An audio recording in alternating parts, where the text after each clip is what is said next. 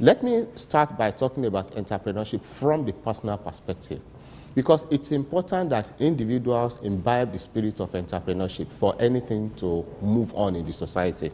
And I will draw inference between Nigeria and the Asian countries. Take Malaysia, take China, for example. Whilst we train our students and university graduates to finish from the universities and have a mindset of looking for white-collar jobs in banks, insurance companies, and so on, they train their people to have the entrepreneurial spirit, and so that when they get out of the universities, they're not looking necessarily for white-collar jobs. They're looking at how to use the skills that they've acquired in the universities to do something for themselves and for their country. And then you see cottage industries coming up with people who have gone through universities. Unfortunately, in Nigeria, it's not so. Regrettably also, the certain part of the country, people from the certain part of the country who have that entrepreneurial spirit, we tended to start killing them by also looking at them from a negative perspective. Now, what is not right is for people to go into business ventures and creative entrepreneurial ventures without the right educational background. What is wrong is for you to come out of the university and come out looking hopeless and looking for employment, whereas you've been given all the skills you need to start a job. Now, let me relate it to FirstBank and my own personal experience.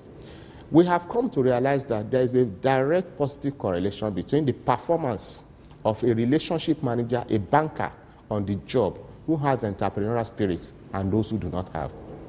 And if you go and check, and we have checked this, you find out that the RMs who are doing extremely well are very, very entrepreneurial, and they can spend money, and they are individually very creative, very entrepreneurial, and very successful in their private lives.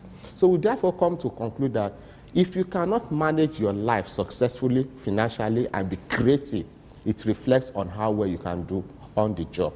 And therefore, we need to change the orientation of our educational system first and foremost. That's one.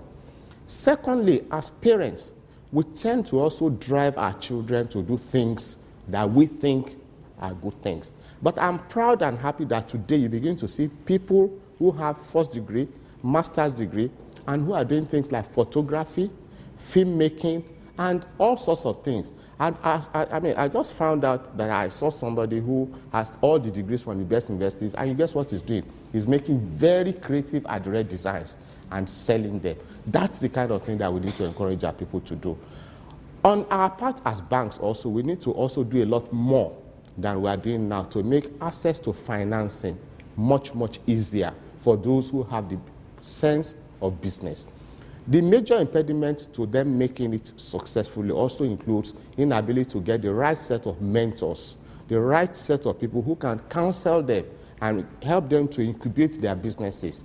Unfortunately, in Nigeria today, we do not have a model or a framework that enables them to have access to all the skills and things they need to develop their ideas into a venture or a business that is profitable and productive. We need to develop that if we want to be an industrialized nation.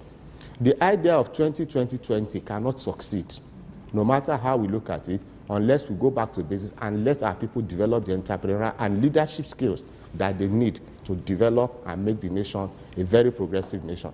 Now, I am aware that efforts are being made now by the federal government to build all those things into the revised Vision 2020 model. But we have to go back and let every single part of the economy take its own role. The banking sector, the educational system, the parents at home. I've seen parents who insist that their children must train to be lawyers, their children must train to be, and it's not right. And some of us went into this kind of thing wrongly until I was corrected by my daughter, who insisted that she did not want to be in banking. I am looking for an NGO. And there are a lot of them, but I'm not sure which one of them is really serious about doing it. They're just making money out of it. Who would actually take it as an initiative?